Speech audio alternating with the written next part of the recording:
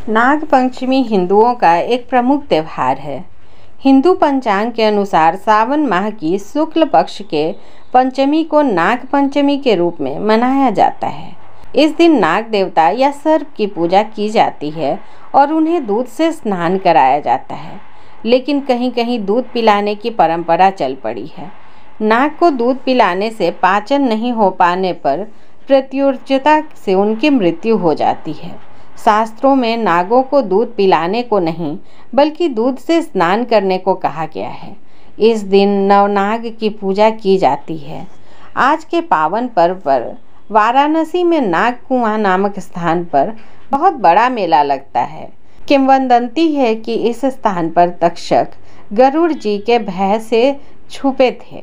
तक्षक काशी में संस्कृत की शिक्षा लेने हेतु आए, परंतु गुरु पत्नी की सखियों से तक्षक रूपी बालक के बारे में बतलाने के कारण गरुड़ जी को उसकी जानकारी हो गई और उन्होंने तक्षक पर हमला कर दिया। परंतु अपने गुरु जी के प्रभाव से गरुड़ जी ने तक्षक नाग को अभय दान कर दिया। उसी समय वहाँ नाग पंचमी के दिन से नाग पूजा की जाती है। यह मान्यता है कि जो भी नाग पंचमी के दिन यहाँ पूजा अर्चना कर नाग कुआं का दर्शन करता है, उसकी जन्म कुंडली के सर्प दोष का निवारण हो जाता है।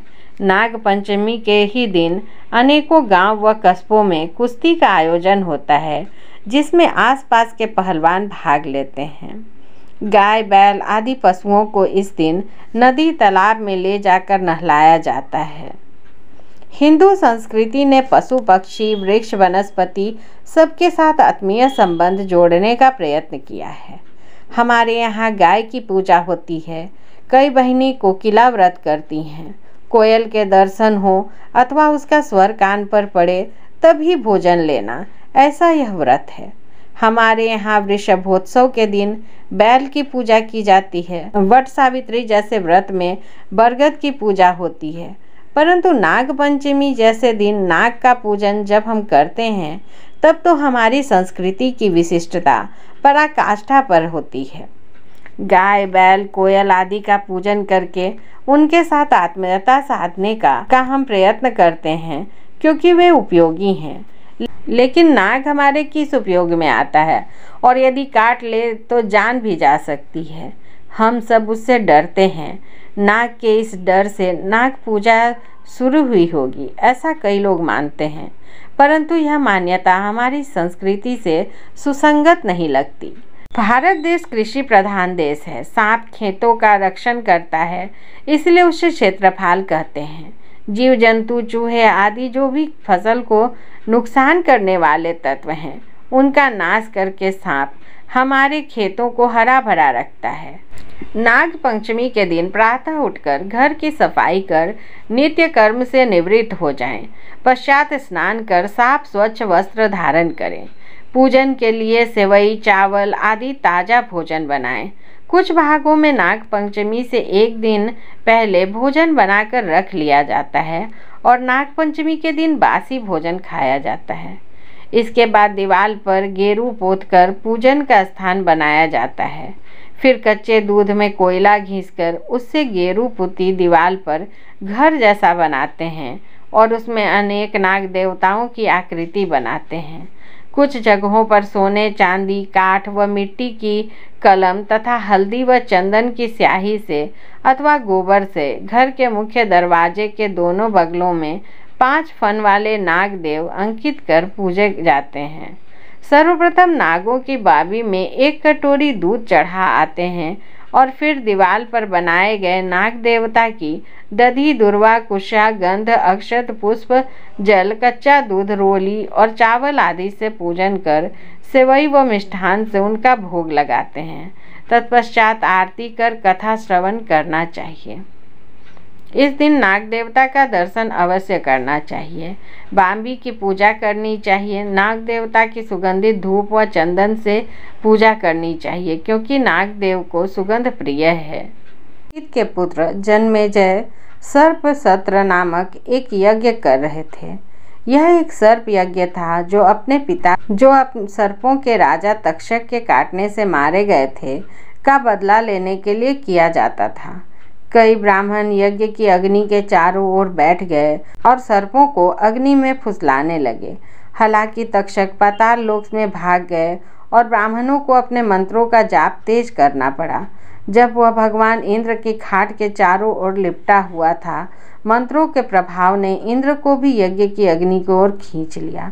भयभीत होकर देवता मदद के लिए मनसा देवी के पास गए, जिन्होंने अपने पुत्र आस्तिक को यज्ञ में भेजा, जिसने अपनी बुद्धि और ज्ञान से जन्मेजय को प्रभावित किया। वरदान के रूप में उसने यज्ञ रोकने का अनुरोध किया और राजा ने तक्षक और इंद्र के जीवन को बख्शते हुए उनकी बात मान ली। चूँकि यह दिन नंदीवर्धिनी पंचमी थी, इसलिए इसे नाग पंचमी के रूप में मनाया जाने लगा। इसी दिन से जुड़ी हिंदू पौराणिक कथाओं में एक और कहानी भगवान कृष्ण से जुड़ी है। जब कृष्ण अपने दोस्तों के साथ यमुना नदी के किनारे खेल रहे थे तो उनकी गेंद पानी में गिर गई। जब कृष्ण गेंद लेने गए तो कालिया नामक नाग ने उन पर हमला कर दिया। कृष्ण ने उनकी पूंछ पकड़कर उन्हें पानी की सतह पर खींच लिया और अंततः उन्हें हरा दिया। कालिया को एहसास हुआ कि यह बालक कोई साधारण नहीं बल्कि भगवान विष्णु का अवतार था। उसने उनसे क्षमा मांगी और वादा किया कि वह फिर कभी किसी को नुकसान नहीं पहुंचाएगा। यह सब भी श्रावण मास की पंचमी को हुआ, जिसके कारण एक दिन धार्मिक उत्सव का दिन बन गया। इस दिन से जुड़ी एक लोक कथा भी है। एक बार एक किसान के 2 बेटे थे। जब वह खेत जोत रहा था तो उसके एक बेटे ने 3 सांपों को मार डाला और सांप माता ने किसान के पूरे परिवार को डसकर अपना बदला ले लिया। अगले दिन परिवार की एकमात्र जीवित बेटी ने सांप माता से क्षमा मांगी और उसे अपना दूध पिलाया। बेटी के सच्चे दुख और पश्चाताप से प्रसन्न होकर सर्प माता ने न केवल परिवार को क्षमा किया बल्कि खोए हुए लोगों को भी पुनर्जीवित किया। पुराणों से लेकर महाभारत तक भारतीय धर्म ग्रंथों में सांपों के महत्व और उनकी पूजा क्यों और कैसे की जाती है, इसका विस्तृत वर्णन किया गया है। नाग पंचमी के दौरान पूजा जाने वाले कुछ प्रमुख सांपों में कालिया, तक्षक, वासुकी, शेष, अनंत, धृतराष्ट्र, कंबल, पिंगला, अश्वेतेश्वर और शंखपाल शामिल हैं।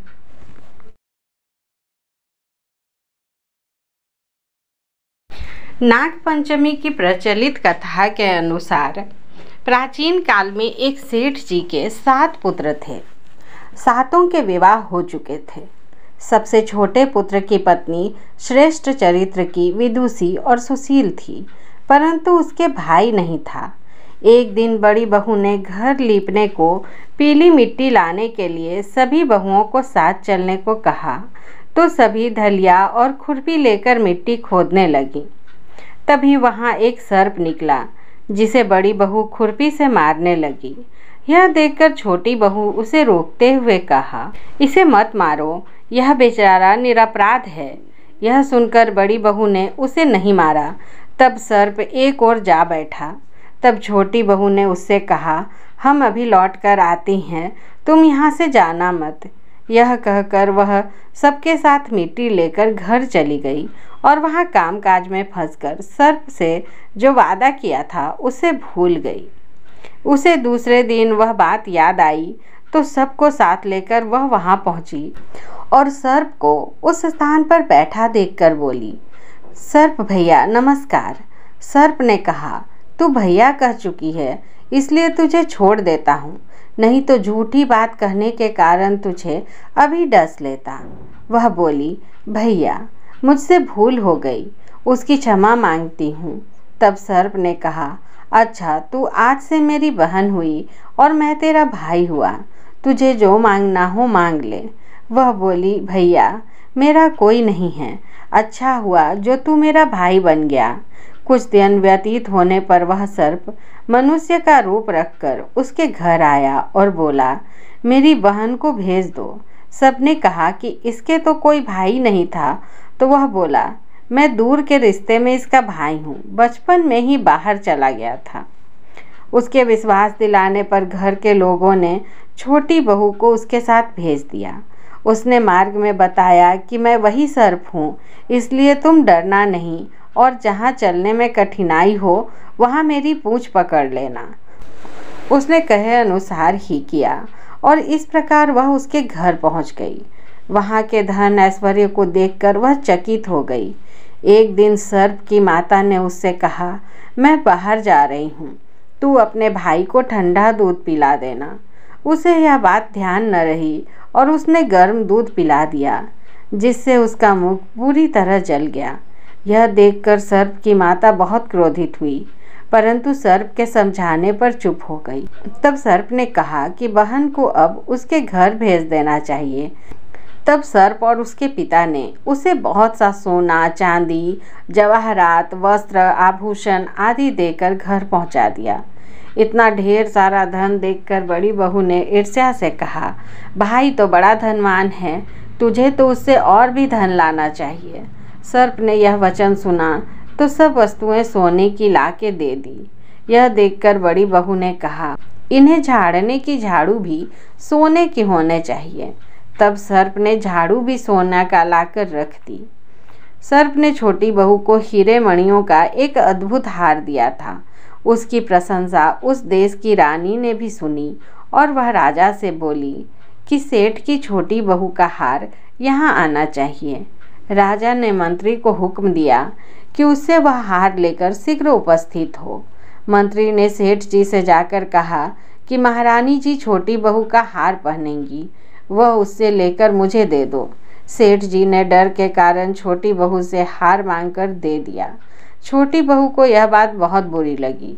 उसने अपने सर्प भाई को याद किया और आने पर प्रार्थना की, भैया रानी ने हार छीन लिया है, तुम कुछ ऐसा करो कि जब वह हार उसके गले में रहे तब तक कि सर्प बन जाए और जब वह मुझे लौटा दे तब हीरों और मणियों का हो जाए। सर्प ने ठीक वैसा ही किया। जैसे ही रानी ने हार पहना वैसे ही वह सर्प बन गया। यह देखकर रानी चीख पड़ी और रोने लगी। यह देखकर राजा ने सेठ के पास खबर भेजी कि छोटी बहू को तुरंत भेजो। सेठ जी डर गए कि राजा न जाने क्या करेगा। वे स्वयं छोटी बहू के साथ लेकर उपस्थित हुए। राजा ने छोटी बहू से पूछा, तूने क्या जादू किया है, मैं तुझे दंड दूंगा। छोटी बहू बोली, राजन धृष्टता क्षमा कीजिए, यह हार ही ऐसा है कि मेरे गले में हीरों और मणियों का रहता है और दूसरे के गले में सर्प बन जाता है। यह सुनकर राजा ने वह सर्प बना हार उसे देकर कहा, अभी पहन कर दिखाओ। छोटी बहू ने जैसे ही उसे पहना वैसे ही हीरों मणियों का हो गया। यह देखकर राजा को उसकी बात पर विश्वास हो गया और उसने प्रसन्न होकर उसे बहुत सी मुद्राएं भी पुरस्कार में दी। छोटी बहू अपने हार और धन सहित घर लौट आई। उसके धन को देखकर बड़ी बहू ने ईर्ष्या के कारण उसके पति को सिखाया कि छोटी बहू के पास कहीं से धन आया है। यह सुनकर उसके पति ने अपनी पत्नी को बुलाकर कहा, ठीक ठीक बता कि यह धन तुझे कौन देता है। तब वह सर्प की याद करने लगी। तब उसी सर्प ने प्रकट होकर कहा, यदि मेरी धर्म बहन के आचरण पर संदेह प्रकट करेगा तो मैं उसे डस लूँगा। यह सुनकर छोटी बहू का पति प्रसन्न हुआ और उसने सर्प देवता का बड़ा सत्कार किया। उसी दिन से नाग पंचमी का त्यौहार मनाया जाता है। स्त्रियां सर्प को भाई मानकर उसकी पूजा करती हैं।